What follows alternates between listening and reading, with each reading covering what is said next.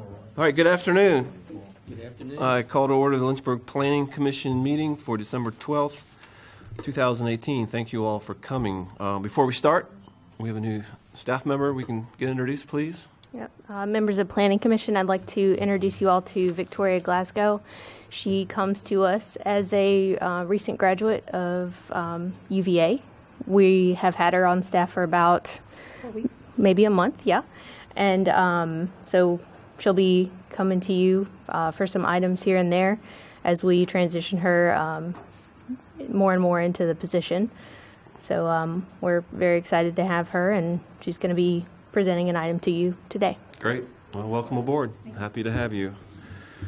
Our first item is the approval of the minutes of the October 24th and November 14th, 2018 meetings. Are there any additions or corrections to these minutes? We have a motion to approve. I'll make said motion. Second. All in favor? Aye. Opposed? All right. Yes, any absences count as an abstaining. All right, our next item is our first public hearing. This is the petition of Teresa Bryan, K9 Cloud 9, for a conditional use permit at 2323 Memorial Avenue to allow the operation of a dog grooming and boarding facility within the shopping center in a B3 community business district. So, Victoria, looks like you're coming right up to the bat. That's right. Thank you, Mr. Chair. The property is located at Suite 25, 2323 Memorial Avenue, and it's zoned as a B3 Community Business District and is part of the Plaza Shopping Center. The plaza leases to offices, stores, and one church. The petitioners are asking for a conditional use permit to allow the use of an animal boarding facility, which is permitted upon approval of a conditional use permit.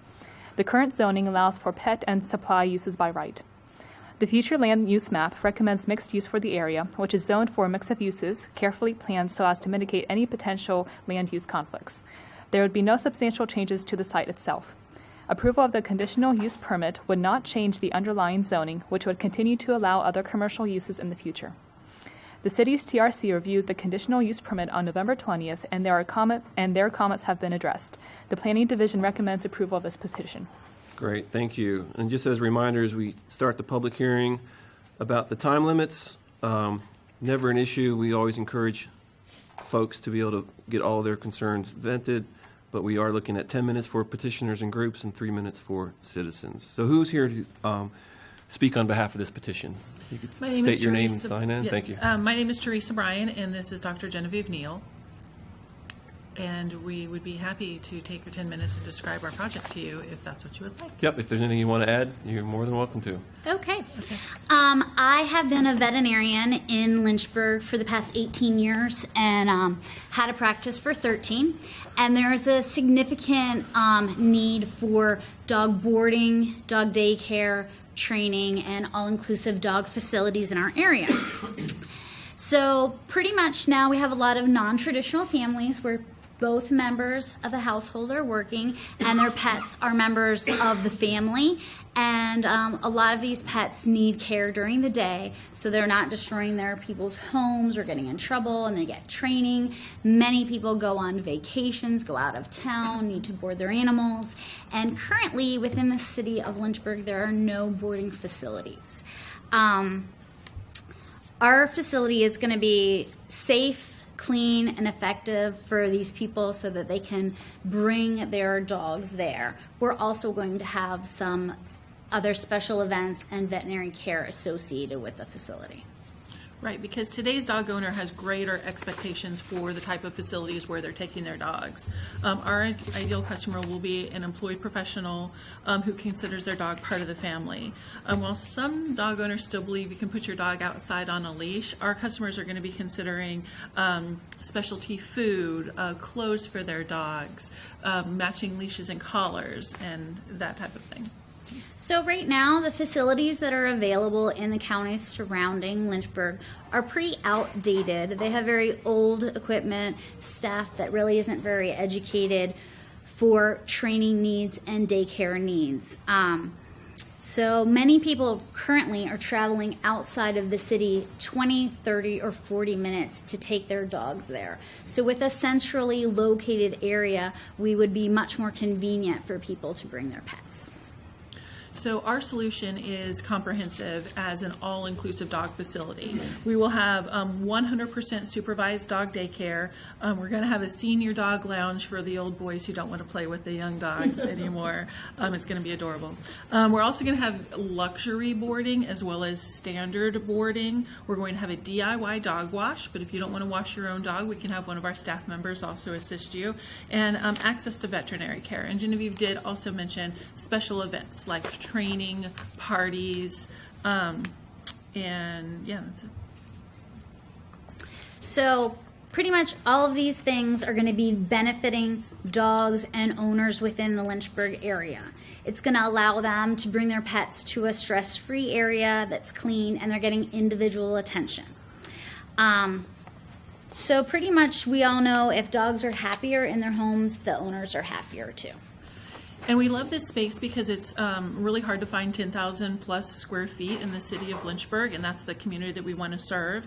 And our guests will be able to appreciate our curbside drop-off and pickup, our professional staff that will be specially trained, reasonable and easy to understand pricing, and extended business hours and fantastic customer service. They'll also be drawn to our business because they can use our facility for the lifetime of their pets. We do have a structured marketing plan to include the local businesses and offer discounts and such to larger businesses, and just incorporate the use as a community. And customers can also enroll in a membership program that we'll be offering. With 44% of people in the area who own dogs, we're definitely going to be marketing with social media. Also, we're going to be offering a free DIY dog wash to anybody who adopts a pet on the same day. And we're also planning a billboard campaign and hopefully really trying to keep the dollars in Lynchburg versus them leaking into the county facilities. And so with that, we're going to allow, again, people paying online at the facility, automatic drafts. Also, we have some specialized pet exec software that caters just to boarding facilities where people can book online and then just come and drop off at the curb. So all of these things are really for the professional, updated customers who want service. And these are services that are really lacking in the city of Lynchburg. We're going to start out with approximately 25 kennels, and you can see them on the screen there. We are also going to have 5 to 6 luxury boarding suites that are kind of like mini hotel rooms, so they don't actually look like a cage. They have little beds and some extras for them. And then we're having some large areas of the dog daycare for small dogs and large dogs, so they will be separated. And they will be supervised 100% of the time so that we can maintain their behaviors. And we think all of this is really needed in our area. There's a huge need for this. If you have a dog now, you know you have to pretty much book months in advance, weeks in advance if you're going away for Christmas or Thanksgiving or any of these other times. So we're really looking forward to serving our community. Okay, great. Thank you for that presentation. When we may be calling you back up with questions. Appreciate it. Is there anyone here from the public who wishes to speak in favor of this petition? If you come on up, state your name, please, and sign in, and we would be happy to hear from you. Hi, my name is Chelsea Mays, and I work downtown, and I think that this is a wonderful idea to have somewhere convenient and centrally located to drop off dogs in the area, both daily and for boarding, for trips. And the fact that they are offering extended hours, I know most people now, 9 to 5 is a dream. We don't work the standard hours, and so having someone that's willing to stay a little bit later or come a little bit earlier, it's great to have that convenience.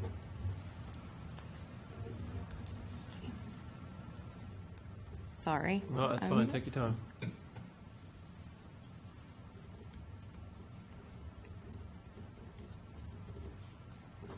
Thank you. Anyone else to speak in favor? Anyone opposed who wishes to speak? All right, public hearing is closed. Comments or questions for staff or the petitioners? The building they're talking about, is it 2 stories? It's 2 stories, but they'll be located only on the first story, At the top level or the bottom? the bottom level. The bottom level. And who, is there a tenant on the other side of them? I know, I'd see it's at the end, so they're sharing one wall? I don't know. I don't know. There's not a You want You can, yeah, we can come up and direct questions to you, so I guess we're directing one now, so come on up and. on the one side as you're facing the facility, on the left-hand side, there's an alley and a roadway that you can go up to the upper level. Sure. And on the right-hand side is the maintenance office for the facility. Charles is the man in charge of the plaza and doing all the maintenance. And we specifically asked him if he felt like there would be any kind of problem with noise or anything. And he assured us that there were no people around. That was something that we tried to address. So there's no tenant over there. The H&R Block office is upstairs. They are only there a few months of the year. The way that that the facility is located and where the actual main activity would be is not at the back of the facility. And the way that it's built and the structure and the materials, Charles, the property manager, assured us that they wouldn't hear a peep. I have a dog that goes to doggy daycare, and we do go to the county, so I can see some real benefit for having a facility in the city, because I live in the city. It would be nice to have it. Appreciate that. One of the things that is going to differentiate us is just the culture and what we're creating as a whole experience for the dogs. One of the things that, why aren't the railroads in the airline business? Because they're in the railroad business, they're not in the passenger moving business. And we want to be in the business of full care for your dog, not just a drop-off spot. I had a question about walking areas. So other facilities I'm familiar with have areas that dogs can be walked and they can do what they do, So I'm looking here, what is there a proposal for that, or is there something set out in the plan for that? I saw you said you could walk in the parking area. Right. So what it is, we are going to be, as much as possible, 100% indoor facility. We're going to build and create, I have a picture if you wanted to see it, like potty areas with artificial grass. And then we'll have a concrete floor that'll be specially sealed. And we are 100% supervised. Your dogs are not going to be just floating around. As soon as there's an accident, it won't be an accident because it'll be a purposeful situation. Planned delivery. Thank you. I'm going to use that, Bob. Write that down, somebody. So it'll be cleaned up immediately. And some dogs are highly housebroken, and the facility has a small grass area to the outside that we could potentially, if needed, walk a dog on a leash. Go back to the front picture. Yes. Yeah. Do you see where the fire hydrant is right there? Like we could, and the fire hydrant's already there. So what do you do? So we could walk there. Also in the bottom corner, you can see a small grassy area there.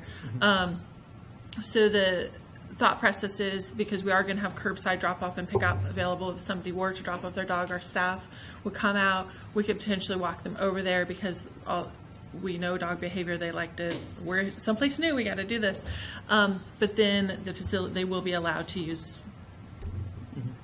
the floor will be treated in the capacity that it will be safe. And I believe at the now leasing sign on the, so it's been vacant For a year and a half. for a year and a half. Or I think about close to 2 years or longer. And H&R Block would have gotten a letter about this in addition to the signs going up? Just because they're not there right now? The property owners get a letter. I don't think the individual stores are owned in that facility. I do hope that if it was an issue, the maintenance man probably would have talked to H&R Block about it, because that's more of a private issue, I guess. I mean, it's worth noting that a conditional use permit, I mean, if it were to become problematic, City Council does reserve the right to revoke a CUP. That's different from a rezoning. So I would imagine many steps would probably be taken if it did come to that, if they were getting a lot of complaints from the neighbors. But if it were to become an issue, it could be taken away. Probably a stupid question, but a CUP doesn't require a public notice. It does. So there is a public, There's signs. there are signs. But I'm just bringing it up because they might be closed right now since it's not tax season. Gotcha. And they mentioned they're only here a few months out of the year. But I would imagine most of the businesses would welcome more traffic to the plaza. So going from a vacant structure to having a business is, I think, going to help all the businesses.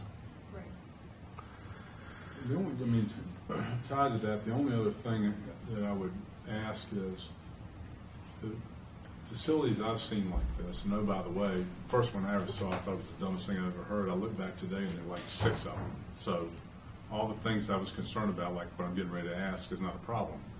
But what you're going in on a bottom floor, you're backfilling a space. What sort of things are you going to put in to take care of? I mean, you've got 25 kennels in there. What sort of mechanisms are you putting in there to maintain some sort of cleanliness in that area? Well, the floor is specially treated. Right. With the special sealant. Where's the waste going to go, I guess, is ultimately my question. We're going to, pick it up.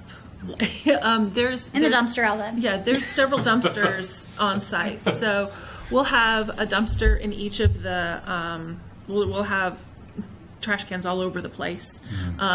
One of the things that is super important to us in our culture as a business is to have highly trained and highly professional staff. So what'll happen is dogs who are staying overnight, most of the time they'll hold it until morning. Like, they get on the schedule pretty quickly. And then in the morning, we'll let them out. If we know that there's a dog that is just so strictly housebroken, like any kind of roof, they won't even go under an awning, we will take them out, clean it up immediately with bags and dispose of it. We do have part of our policy and procedure for the staff is that the trash cans are emptied a minimum of every 3 hours, whether we think they need it or not. There might be 2 poops in there, but we're going to get them. As well as the mop buckets will be emptied every 3 hours, whether or not they need it. And we searched really long to find really great cleaning products that are both naturally based as well as going to do the job. We all know, like, vets, any kind of pet place has that kind of like weird back smell. It's like you kind of just smell it. It's not bad, but you know you're at the vet, you know you're at a dog place. And so we worked really hard to find a product that wasn't going to create that. But so based on that, I guess I have some comfort level that there's going to be whatever ventilation or something, so that's not going to be an issue there. 'Cause no There's question this is a significant great HVAC need. in the facility. Yeah, Okay. and we got to change the filters on a regular basis and make sure that literally, kind of our goal is, obviously we're going to be there on a regular basis. If somebody were to come in and we got sensitized to it, if anybody came in and said it kind of smells in here, that would be a high alert for us. Sure. And just to follow up on that, the maintenance guy had no concerns about all the organic waste being produced and No. going into the dumpsters. No, he has. He got it. He has dogs. He has the dumpsters picked up with significant frequency. I actually used to be in the dumpster business, and so I know. I was like, we need to do at least 2 or 3 times a week. He's like, yeah, they come 4 days a week, no matter what. And there's a big roll-off dumpster there. There's 2 regular dumpsters and an OCC recycle. Okay. And I saw in the remarks that there was a requirement of some kind of carton noise protecting that you're going to put in? Right, so it's, you've probably been places like gyms and things, and you see the like pad things hanging down from the ceiling. We're considering installing some of those things to have a dual purpose for artistic and design, as well as it just breaks The up sound insulation. Yeah, it breaks up the sound traveling over just such an open space. Yeah, it can get really loud when you go pick up your dog in those places. Yeah. I just, it's some great questions, and you've had, very thoughtful responses. I just, like to say it's obvious you all have put a lot of thought into this. I've experienced, like Commissioner Johnson and Commissioner Bowden and just about everybody else, I've experienced the same issues that you're trying to address in your services. So it sounds like to me you really, really this is a very impressive business plan. So wish you the best of luck, and I'm very anxious for you to open so I can come over and enjoy the spot. Great, we appreciate it. We were actually recognized last night by City Council because we participated in the Co-Starters program. I don't know if you're familiar with that. And so it's a great program that Helps facilitate entrepreneurs in business. Just remember, Champ, it's for your dog, not you. I don't know. It sounds so nice. They got married to older dogs. I've been talking to your wife, this might actually be, the luxury suites might be right up your alley. That's not the doghouse. I do have a question. Yes, regarding Mark. the luxury suites, because I had to take one of my dogs down to Charlotte for training. We stayed at a wonderful facility. She stayed at a wonderful facility, and they had outdoor cabins for each one of the dogs. And just out of curiosity, are y'all going to have TV for each one of the units? Because each one of the units there had on-the-wall flat panel TV. And I'm like, really? But it's a neat idea, because the dog in the home environment is used to hearing a TV. Sure. We're definitely considering either having a monitor in the luxury boarding suites with like videos or music, or, because that is a nice white noise buffer for a lot of animals, and people do it all the time in their home. They turn on the television or their radio so that all the outside environmental noises aren't stimulating their dog. We also have specific times of play and nap time. I mean, dogs are like small children, and they want to play and get out their energy, but they also need to rest and take naps. So we actually have some nap rooms in the plan where they're going to be resting. So there's going to be times of high activity, but times where everybody's regrouping too.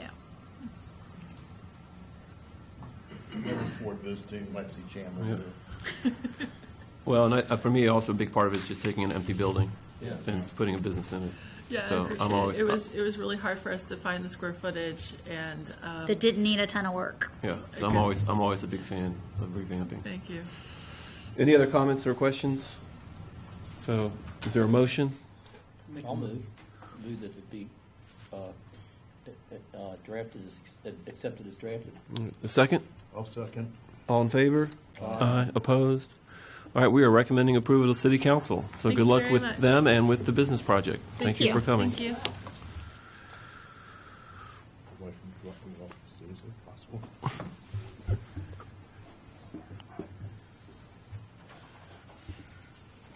All right, our next public hearing item is the petition of Bluestone Land LLC for a conditional use permit at 7616 Timberlake Road to allow the construction of a car wash in a B3 community business district.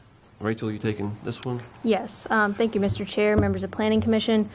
This CUP petition, as you said, is for a car wash at 7616 Timberlake Road. The site is currently vacant and sits adjacent to the Social Security office. The property is zoned B3 Community Business District. Car wash facilities are permitted in this district upon approval of a CUP. The property is designated as high-density residential on the city's future land use map. Although the proposed use differs from the use indicated by the comprehensive plan, it does fit in with the nearby commercial sites and could create a transition area between busy Timberlake Road and the existing adjacent apartments. Timberlake Road has transitioned into a commercial corridor over the past several decades. The proposed CUP would not change the underlying B3 zoning. The city's technical review committee reviewed the project on November 6, 2018, and had no comments of concern. The planning division does recommend approval of the project. Great, thank you. Who is here to speak on behalf of the petition?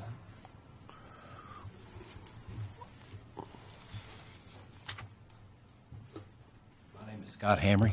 I'm one of the owners of what we refer to as Lightning McLean Car Wash. And some of you may be familiar with us. We purchased an old property over off of Old Forest Road. December of 2015 was the Waterworks Car Wash, was an old converted gas station.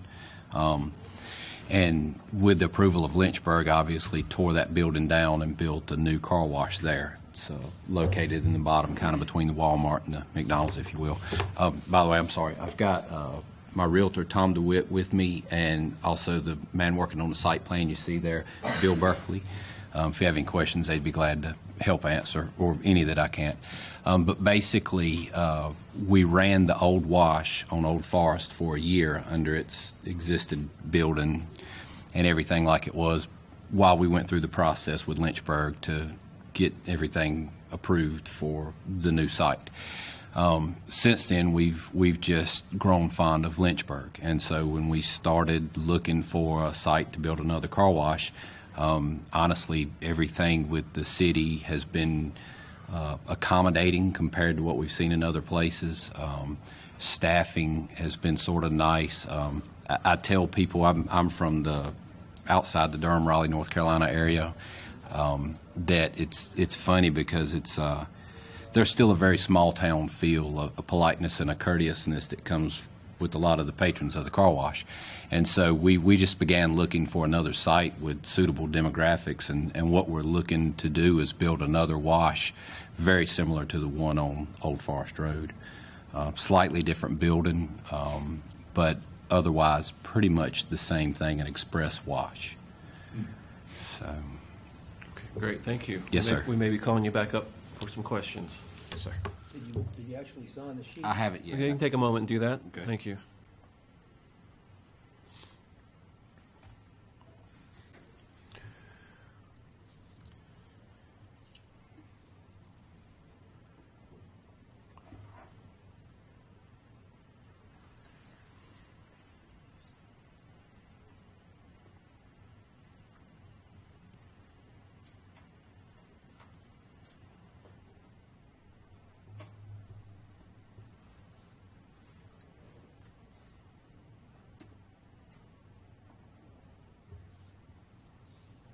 Thank you. Yes, sir.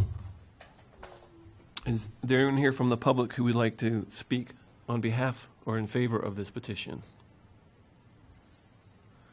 Anyone who would like to speak against it? Yes, sir. If you want to come on up, please. Sign in and state your name, and I'll be happy to hear your insights.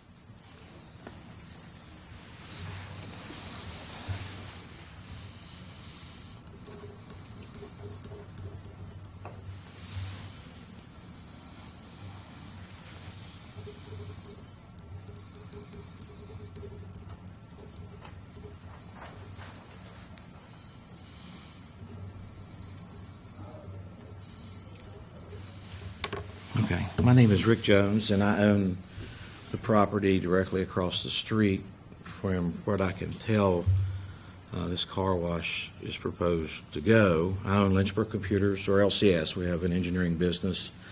We have a computer and electronics business there. And I'm not opposed to this gentleman starting a business whatsoever. What concerned me was this young lady mentioned that it was allowable in the city code of the zoning that you could have a car wash there, but most of the car washes I see around are not in the more, how do I say this, professional type buildings and stuff in Lynchburg. They're usually closer to auto parts stores and convenience stores and things like that. And hopefully someday when I retire and I may want to sell my property, I would rather it be more desirable than less. Traffic-wise, I'm not sure if it would do anything. There's enough traffic on Timberlake Road now that you can't hardly stand it. But that's the only thing that concerns me is, you know, you have the Social Security building, you have these really nice apartments behind there. There's a lawyer's office beside me. There's my business. There's a church. And all the other car washes I've seen in town are in a different type of environment. And I'm not sure yours may be near auto parts stores, O'Reilly or something like that. That's the only thing that concerns me, is that it would depreciate my property value, because I bought that building almost 20 years ago, and I'm hoping it'll appreciate and not depreciate. And that's my only concern, because I wouldn't do anything to knock this man out of business, but I would hope that we would take that into consideration, because there is other more professional office buildings and things like that around that it seems like a car wash just wouldn't mix in that environment there. And that's all my concern, is my property value. So. Okay, that's something we'll discuss as well. Thank you. Okay. Is there anyone else who wishes to speak against? As petitioner, if you'd like to respond to those concerns, you're welcome to now. So, thank you. One of the nice things about the demographics that we use to build a car wash by is we use a pro forma, if you will, much like a market analysis. And we don't actually create traffic so much as we draw from existing traffic. We're looking for a location that has 30,000 cars a day already, and we're just trying to capture a percentage. The reason we would build a second car wash in Lynchburg is because the people that live in this area, they don't treat car washing as a destination. You're just trying to catch somebody. A favorite restaurant or a shopping mall is a destination. A car wash is most of the time a drive-by purchase. And so we're looking to pull from existing traffic, existing rooftops, and so forth. So it's a convenient site. The other thing is the car wash that we built on Old Forest was about a $2.5 million build. This new car wash will be a $2.5 million build. And one of my biggest concerns was the fact that we're building a beautiful building, and just up the hill a little ways is a grocery store, something that's been vacated in recent years, and it's like a furniture store now or something like that. And honestly, that's not what I want to see. I want to see, it's our desire to snuggle up next to a Chick-fil-A, obviously. But the traffic, the rooftops, like I said, Lynchburg itself is what makes us willing to make that investment. So I think if anything, what we would do is we would add to the community. We've had a lot of praise for actually tearing down the old wash on Old Forest and replacing it with a much nicer looking facility that honestly was washing about 17 or 18,000 cars a year. We'll do a little over 120,000 a year now. Like I said, none of that's destination traffic coming from somewhere else. It's just the people that are already there. There is an O'Reilly Auto Parts, but it's actually beside the brand new doctor's office beside us. So they actually started construction on that facility after we purchased our property and began ours. So. Okay, great, thank you. I think you can probably stay there. We may have some Absolutely. questions. So at this point, the public hearing is closed. I do want to get clarification before we discuss this. Our agenda says Bluestone Land LLC, but on the attachment it says Mustard Seed Chesterfield LLC. Right, so I think maybe the landowner and the petitioner just got mixed up there. No, Bluestone's the landowner, Mustard Seed is these guys. Right. So which is correct? Our agenda or what's on the... The petitioner, is Mustard Seed Chesterfield. Okay. It's they are the ones asking for the CUP. Which is us. Yes. Okay. Great, thank you. All right, questions or comments for staff or the petitioner? Well, I disagree with you. I think that your place on Old Forest Road is a destination because I go there all the time. First, thank you very much. I love it. Thank you. And I went to it before, but it is like my favorite place to go. And I think it's done very well. You know, the quality of the materials that you've used, I think it's very attractive. Thank you. So. And that was not closing, right? That The was one not- on Old Forest is No, not sir, closed. Okay, so absolutely something you not. said earlier suggested you were moving that one to here if it was. Oh, approved, no, but no, no, I'm sorry. It's both would be open if this Absolutely. is approved. Okay. Yeah, I might go against it if you were closing. No, absolutely not. Absolutely. No, we honestly, we very much enjoy that location. I have a partner, Tommy, who can't be here tonight, and we're very much hands-on owners. I mean, as you can tell by my southern drawl, I'm just a country boy. A car wash was a dream for years and years, and we basically worked and saved and did things, and so we built our first wash in Durham, North Carolina, about a year before this wash in Lynchburg, and it was just Zillow that led us to Lynchburg. But the irony is, I mean, we're at the point now where we're building one in Danville, and you know, I'd probably be content to move to the area. So I'll not do any more development around the Durham and Raleigh, North Carolina area as long as Is it a franchise or is this your creation? it is not. The Lightning McLean is actually, I have kids. I'm too old to have a 13 and 14-year-old kid, but I do. So 5 or so years ago when this was evolving, my kids were watching Cars. And so Cars is where the idea came from, because our target demographic is what is deemed a soccer mom, you know. So that's how the whole thing started, and that's just it. But Tommy and I are hands-on owners, managers. I worked for another company for years, as did Tommy, and I think that what I figured out in my working career was that more than anything, people just kind of want to be appreciated and respected at the end of the day. And so we're trying to build a top-down mentality in the business that is inclusive of our employees and stuff. I've been there working all day today. And so we're not absentee owners, and we absolutely practice what we preach with our staff there. We want to be the friendliest car wash in town. I tell everybody, as we're teaching or training new guys, I say my mom can pull into the rattiest old rundown car wash anywhere and come out with a half-dirty car, and I'll say, Mom, how'd you like that car wash? And she says, those were the nicest young men there. They were great. I'll go back again. And I'm like, and so, you know, ideally, our business model is clean and customer service. That's all there is to it. So. Let me just clarify. Yes, sir. You said that the old location on the Old Forest was doing 17,000 cars a year, and you're doing over 100,000 cars a year? Yes, sir. Well, that's obviously a springboard, because my thought is that, you know, to pick up on Kenzie's point, that revitalized that area.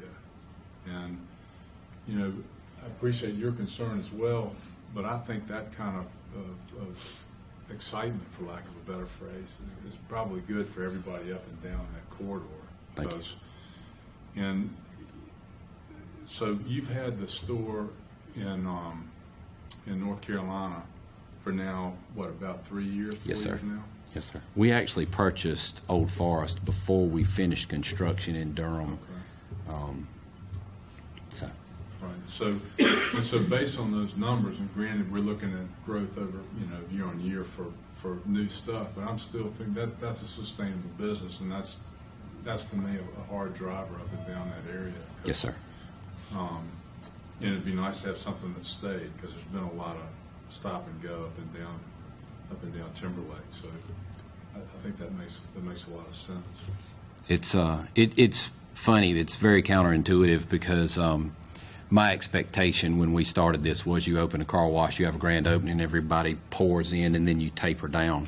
And the reality is the guy that does the pro formas for us, he's from Florida, and he'll fly in and look at these, and of course he's got a stake in that game, and that is selling car wash equipment. But he builds us the first pro forma, and it shows you being, you know, basically at your maximum saturation of business about 3.5 years in. And I'm like, this is crazy, there's no way. But the truth is, the performance of the wash marches in lockstep with the pro forma for the expectations. Durham is a little busier and a little bigger location, but our target is to wash 200,000 cars a year there. Here at Old Forest, 130,000, 140,000 cars. How are you processing your, for lack of a better phrase, wastewater? So we don't have, you mean wash waste? So you wash my car, the water's got to go somewhere. Yes, sir. And a percentage of it goes to city sewage right away.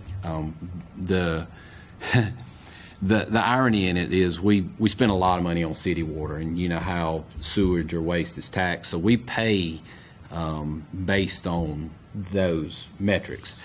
But the reality is we have a reclamation system there that is in the end of the building. It's got a bunch of filters and UV lights and stuff like that. And we catch water and reclaim about 40% of the wash water.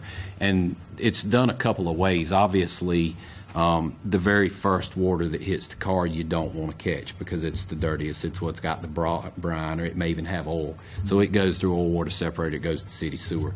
But then later in the wash, you start recovering more and more of the water and repurposing it to actually do the rinse at the front end of the wash. So it's So it's sort of to your benefit to improve that technology going down the road. It is, and the reality is car washes conservationally are more friendly than driveway washing.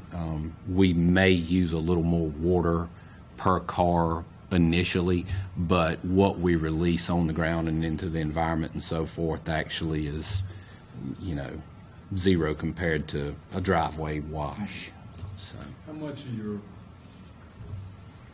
much of your total reclamation plan is going to be based on your water quality credits? How do they play into that process? It doesn't so much as ideally so every time somebody pulls up, and I'm not sure how familiar you are with the wash, but every time somebody pulls up and they purchase a wash, we actually can see the cost per car at the end of the month for how much chemical was applied to that car, how much labor was applied to that car, how much water and everything was applied to that car. So the reality is the leanness in wash water conservation is something that you kind of win because it's a very popular thing for people these days is to be good to the environment. But the truth of the matter is, too, it drives a better bottom line. So the technology is evolving pretty fast, and the ability to capture that is just built in now. I don't know of anybody that builds a car wash anymore that when they're speccing it goes, oh no, I don't want any of that stuff. It's an assumed. It's in the plan from the beginning, and so and I think part of that is because the car wash industry as a whole obviously has to be sensitive to its reputation, and so a big car wash manufacturer it basically is going to sell this stuff because it's equipment for him to sell, and it wins that question anyway. So you're doing it almost on a per year, per performance kind of basis? Yes, sir. Okay. All right, well, I'm about ready to become unpopular, but I'm used to that because I gave a final exam this morning. So, Rachel, could you scroll up, please, to the zoning map?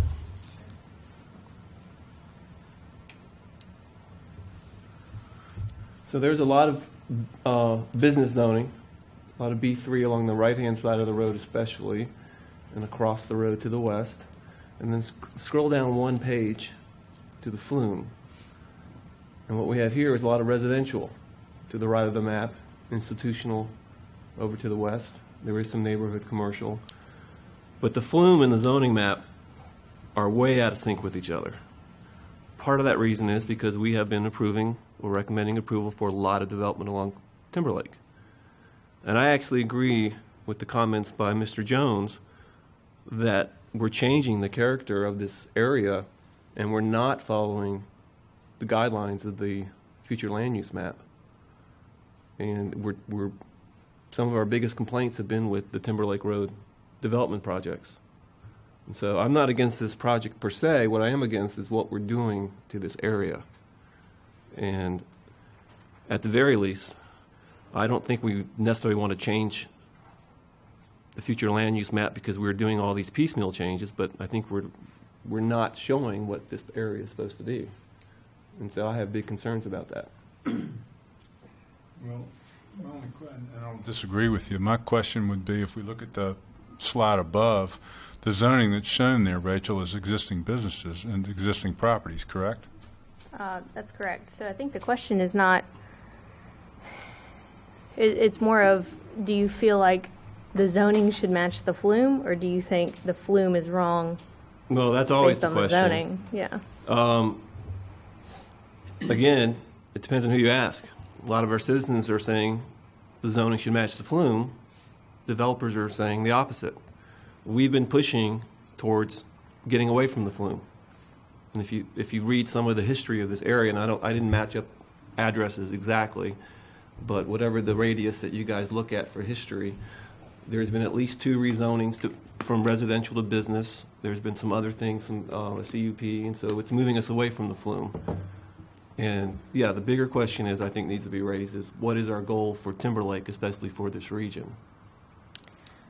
I think also, it seems like in planning that's acceptable, this adherence to the zoning, because they said it's been increasingly more commercial as the years have gone by. So it does seem like that's the kind of the direction it is going, away from the flume in this instance. Yeah, I agree with that. But what I'm looking at the red, and I think I know what buildings are in there, and there's a lot of commercial type buildings in there. The Social Security Center, that one area down there is apartments. So you're covering some of your residential stuff, but I'm sort of looking at your concern from a different angle, and that is, you've got, based on what's there in businesses, you've got traffic, because those are things that people are going to use. And they're going to use them because they're part of their life, much like was stated earlier. Your office is right across the street from the car wash. Perfectly convenient for you to go do that. It fits in your community of drive, if you will, that you have during the day. Does this, so when I look at something like this, and I look at the properties that are there, does this fit in that community of drive, for lack of a better phrase? And I think it's something that it is a convenient feature. It is something that adds to the community as opposed to takes away. I realize that's not exactly what you said, David, but what I'm trying to point out is I think the properties that have been put there with the intent of creating a responsible community that has the amenities, if you will, that you're going to use in your daily, each day's drive, not just your life. This is something that you're going to do to make your life better.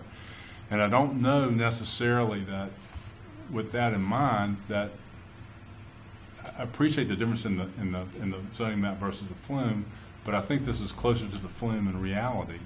In other words, what's actually there than what's demonstrated by the color difference.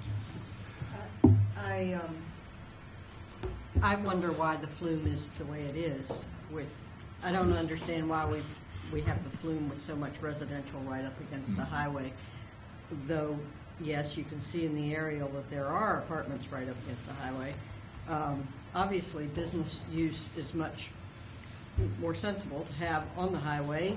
You're not going to put a car wash back behind these apartments, back in the field. Nobody would ever find it. So, it makes sense to put any businesses on. Well, and city staff did address that. They said, well, it doesn't match the flume. It can be considered transitional. Mm-hmm.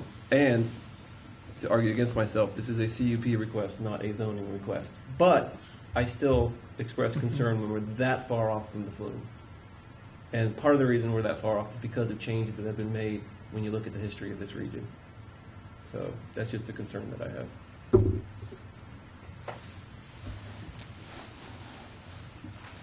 Any other? Well, I was just going to compare it to Old Forest Road. I think when Old Forest Road was first built years ago, it was a residential area, and it has completely become a commercial corridor. And I don't know when the flume was necessarily created or how often it gets restructured. I don't know, but it seems like that's exactly what's going on with Timberlake. I agree with you. Having grown up right down the street from Old Forest Road down there, I remember Old Forest Road being residential, and Farmland, yeah. 221-501 intersection wasn't there. When we look at that right there, we have the B3 zoning right there. There's, it's one piece of land that's in the B3 zone that we can approve a conditional use permit. It's not creating a road cut onto Timberlake Road. That's the first time I was looking at it. So great, another road cut. Then I went and looked at the train. So, oh man, it's got a steep thing. That would be interesting. And then I looked at the drawings. Oh, great. They have to go back around. So we have no road cut on Timberlake Road, which I thought was really nice. Three of us too. And but you have the apartments back there. All the rest that's residential, and most of the things we seem to see here is more and more apartments going up, and there tends to be that commercial buffer between Timberlake Road and the actual apartments. If you think back to last year, we had that thing where they went and put in like all these things there and then have a commercial buffer. And, Rachel, they would have gotten, I'm sorry, I didn't mean to interrupt you, Mark. but it just, I understand the frustration. We're losing more and more of our residential areas there, but we have one piece of land there that, we're not going to put an apartment complex in there. I don't see that happening. And, what I've seen on the Old Forest Road, and I do have to take my wife's car there next week, I'm really impressed with what they're bringing to the table. They're capturing a segment of business that's coming in on Old Forest Road, on Timberlake Road, that's, the amount of traffic is incredible, and it's just like on Old Forest Road. We have a line of traffic twice a day. And on Saturdays, like, okay, how do I get out of here without hitting traffic? I think it is a good use. I can't think of what else we'd want to put in there. We put another commercial establishment. We don't have enough room to put an apartment complex. No one's going to build a house right there. And nothing else here. When I retire in a couple of years here, I can go get a car wash to celebrate my retirement. With life. Rachel, how would the folks in the apartment owners in those apartments behind in that area would have gotten mail notices, correct? So it would be for the property owner mailing address, yeah, not necessarily the apartment tenants. So I think what y'all are getting at is that the zoning has been updated significantly. It looks like there were a couple sort of corridor zoning updates along Timberlake in 79 and 89, and maybe the flume got a little left behind when that happened. I do think it's worth noting that the flume does indicate neighborhood commercial here and here right across the street. And I don't know when the flume was last updated, but it could have been that this was all one parcel. It likely was. And so the whole thing became high-density residential because it made sense to keep it all one rather than to divide it up and keep the commercial buffer like we did here. These were likely already subdivided. Well, I'm in support of this, and partly because it is a CUP and not a rezoning request, but I'd like to bring attention to the fact that, once again, when the flume matches a petition, we make a big deal about it, and when it doesn't, even though it is noted, we tend to just kind of downplay that. And I think it's been that way as long as I've been on this commission. And so I just want to highlight that yet again. Any other comments or questions? We have a motion? I'll make the motion that we approve this petition as written. Second? I'll second it. All in favor? Aye. Opposed? All right. Well, we are recommending approval to council. Thank So you. good luck with the project. And don't put my picture up with a red circle around it if I want to bring my car by. Look forward to seeing you by the wash. Thank you very much. Thank you all. A couple of, as we wrap up our meeting, a couple items I want to point out. First of all, I want to express my appreciation to planning staff. I've been watching some of these city council meetings, and I've appreciated the fact that regardless of what we are recommending or not recommending, staff always gives a good overview of the issues, and they clearly articulate our concerns. And so we might be going against their recommendations, but they don't downplay that. And I think that's a really good thing. The goal is to get city council informed as much as possible. So whether we are agreeing or not agreeing with staff, I think they are conveying our concerns and getting that point across. So I think that's great. Rachel, can you bring up the Parcel Viewer while we're talking Well, about if I have this? internet, it's kind of spotty in here sometimes.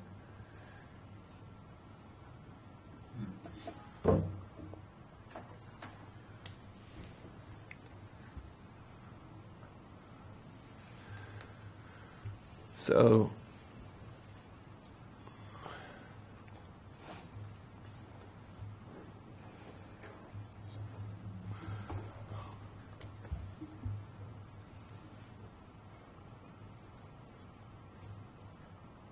anyway, this is my point.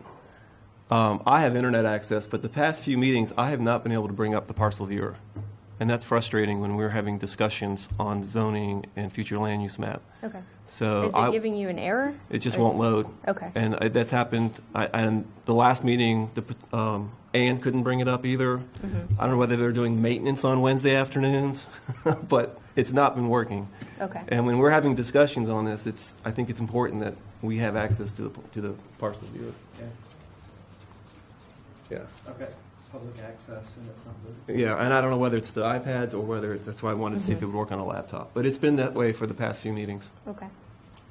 and it might work for you, but We can have IT come in here and see if there's. Yeah, if I had to guess, it's so it came up with you. It's probably the strength of the Wi-Fi signal, if I had to guess. Yeah. It's blocking my signal, it's blocking my access, but I can go online. So I can actually look at maps So on on the Google, but I can't get into any On the- city public. And that's what I've been doing. I've On been the using public using Wi-Fi. Google Maps, which of course doesn't give us any zoning. yeah, So there's been anyway. It's but just you're both something- connecting to the public Wi-Fi and having trouble. Okay. Yep. It Yeah, could be a I'm firewall on the thing. internet. I'm on the internet fine. I just cannot access the city's Okay. GIS layers. Yeah, we'll see if IT's hitting a firewall or something Okay. with the public, maybe. Thanks. Talk to them about giving them all secure network. Okay. Yeah, we have the city secure official, so that might be Okay. helpful.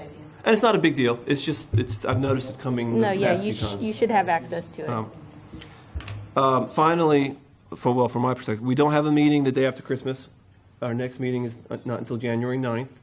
Typically, we vote on a new chair and vice chair, so be considering that, folks, for volunteers. You can send your nominations to Tom or to me. Self-nominations are welcome, and we'll be deciding on that. Typically, Robin, right, the first meeting in January? Okay, good. So this is my third year in a row as chair. You're doing a wonderful job at it. Are you trying to- I welcome other leadership. It's really not that hard to do. And I'd be happy if anyone's interested. I can provide some guidance on things to do, or maybe things that you've seen that you don't want to do. So that's fine. Any other items for discussion? Dude, I was just going to say that the workshop that we're having February 1st, maybe that would be a good time for us to discuss just how the flume relates to the zoning and how we feel about it as a group. How does Tom feel about it, and what can we? Is there anything that can be done to kind of, I don't know. What I was going to ask was, what's the lag time? In this situation, the flume, the zoning was in place. I think what your statement's true, but at what point does somebody go back through and say, we're out of kilter? Right. So typically with a rezoning, if we are changing the zoning and the flume does not fit, we would encourage them to revise the flume at the same time. We generally don't do that with a conditional use permit. Mm-hmm. If we're talking about something more comprehensive and you guys are saying, it doesn't matter. If you guys are saying all of Timberlake Road needs to be looked at, then that's something we could talk about, like a land use study on a specific corridor. We've also got comprehensive plan updates that we're required to do every so often by state code. So it could be done at that time. 100% match. That's not the goal, but if the big picture is not matching up on both ends, zoning and flume, I hear what you're then saying. yes, what is our plan of attack at that point? Right. And that's something I think we all struggle with. Yes, I have before. Does that answer your question, Bob? Yes. I think that would be a great, I don't want that to be a tangent. I was just a surprise. Okay. and that workshop, people all have that info in the workshop. February 1st, Tom sent that out, I believe. Yeah. Okay. All right, any other items? Tom, anything to throw out? No, we talked about that later. Flume and all that. I think there's some reasoning behind it. I mean, if you want to talk about it now, we can. If you want to talk about it. No, I mean, we can do if it's a big thing, we can deal with it at the workshop, or if you want to just share your opinion, that's fine. Well, okay. So the flume, the future land use map, was last updated in 2013 when we did the comprehensive plan. I think what most people get hung up on a lot is, you know, if they look at an individual parcel and it doesn't match exactly, it's like, oh my goodness. The future land use map was never intended and has never will be intended to be parcel specific. Okay. And quite frankly, in this instance, I think that future land use map is obviously wrong if you were looking at it in that greater detail. And honestly, if you look at the neighborhood commercial along the frontage of Timberlake Road, it is wrong. Timberlake Road has been intended to be a commercial corridor since 1989, which is when a study was done that rezoned the majority of those properties from residential to commercial. And the reason you see some outlying residential properties there now, I mean, if you looked at that zoning map, there was a couple of little R1 parcels fronting Timberlake, is because the property owners at that time said, no, we don't want to be zoned commercial. We want to keep our houses. And council at the time just left it. So there were some kind of outliers there. But if you've got a four-lane commercial road there with over 30,000 vehicles a day, that is not single-family residential. And I think the gentleman had a good point, but quite frankly, in the future, I don't see office uses occurring on Timberlake Road. Yeah.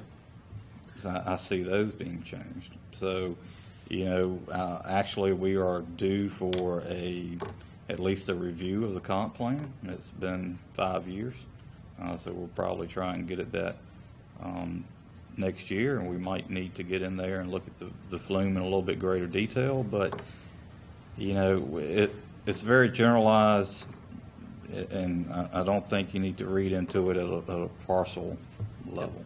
I don't know if that helps you at all. I think that's incredibly helpful. It's not meant to be parcel specific. That's something we need to remember. I brought it up because we were overlooking it. And so, I mean, I think you have to look at the other uses. If you look right across the street, you know, down a property, you've got what, that Harbor Freight. And, Harbor Freight, and you've got the old Sears. I mean, but our training is we always start with the flume, with the comp plan, and so we always need to look at it. So. Yeah, you need to look at the flume. You have to look at what's there. You have to and I'm not saying you guys aren't doing that, obviously. The zoning. Yeah. I don't know what they. No, I know what they do.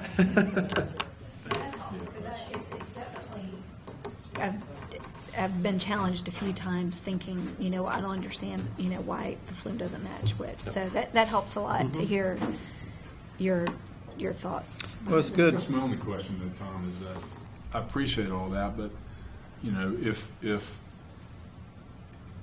I mean, the flume is the future land use map.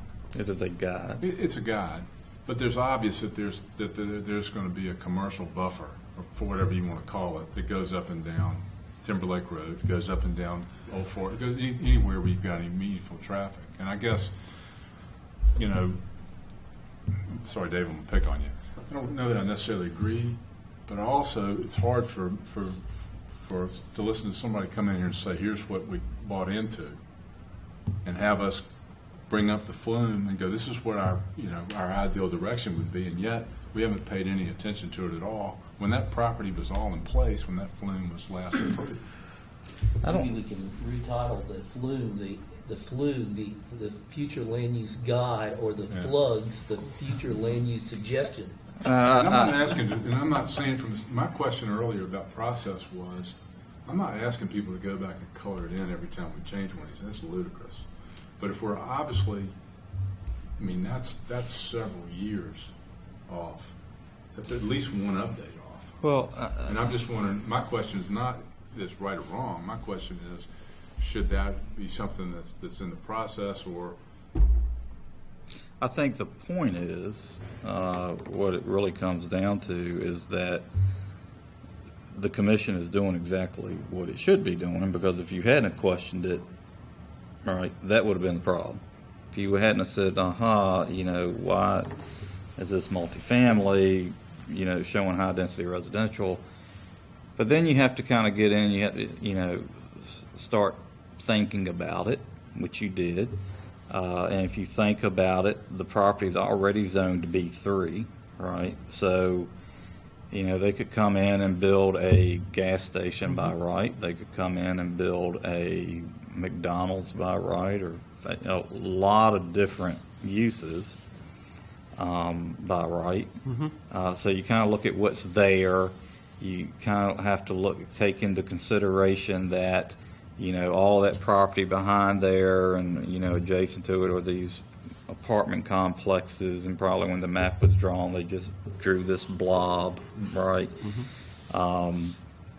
You also have to consider that you can do some commercial uses in multifamily zones. So I don't think you did anything wrong. I think you looked at it, you analyzed it, and you made a decision. The key point is to consider it when you're making your decision, all right, and to talk about it. Yep. That helps me a lot. All right, good. So, yay. So we don't have to do our workshop now, or at least that part of it. But great, now that's very helpful. So appreciate that. Are there any other specific topics you guys want to cover during? I mean, do you have any other lingering questions like that we need to prepare something for to help you guys understand? I mean, you can email Robin. Yeah, or say we're going to have one more. We're going to have the January 9th meeting. Okay. And if you have Just any be thinking rough about it. agenda, I don't think we do at this point. but that might stimulate some thoughts Okay. too. Is this planning commissions from around the area, or is it just? That's the regional. No. What? So for the February 1st? No. That's the regional one, right? Yeah. Yeah. That was regional. Yeah. So the county, surrounding county. I know a lot of. No, Region 2000 is Yeah. planning agenda. I mean, if you've got a specific topic, we can send it. I think I've been involved with these in the past, and a lot of times it involves the Planning Commission sharing some of their big challenges, so that everyone can learn from each other. Right. And just see what the other groups are dealing with. Yeah. And communicate, because we're making decisions that affect people right Sure. next to us. Sure. Sometimes without thinking about the impacts. So along that note, Commissioner Light had requested us to put something on the agenda that didn't make it there. It will be there in January. So that was a kind of a talk about some workshops, groups you had done. Okay. So our apologies for that. And is that going? All right, anything else? Motion to adjourn? So moved. Second? All in favor? Thank you all very much. Happy holidays. Merry Christmas.